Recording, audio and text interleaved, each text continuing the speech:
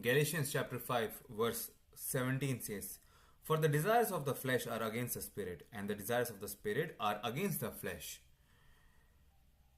For these are opposed to each other to keep you from doing the things you want to do." Now, this is a very uncomfortable place to be where the spirit wants something and the flesh wants something else. So, let's say if you're running a race and if the flesh is tired, your body is tired, it'll ask you to stop. But then you've got this another part of you that is motivating you to go on. So, who wins? That depends on you. Like, who do you give more power to? Sometimes you have to just suppress the thing that your flesh is telling you. Your mind is telling you to just stop and not go on, but then you just ignore that noise and you just give into, or let's say pay more attention to the spirit that is actually wanting you to go on, to finish the race.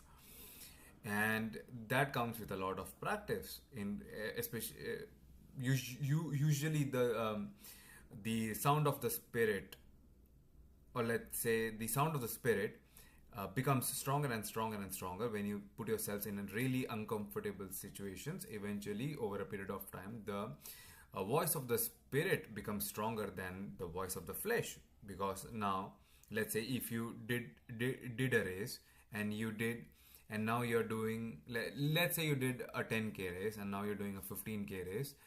And during the 15k race, you are having trouble getting through the last few kilometers. The flesh might say, you know what, we haven't done this distance before and we should just probably quit.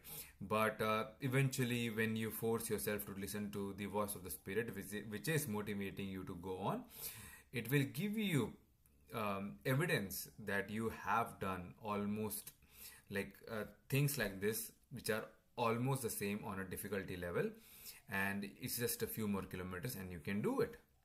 So just the eventual practice of turning the volume up on the voice of the spirit is a constant practice that needs to be done in order to make sure that you live a proper life. Otherwise, it's just easy to give up because the body wants instant gratification as compared to the spirit, which knows exactly what you want, which will help you prosper for the longest period of time.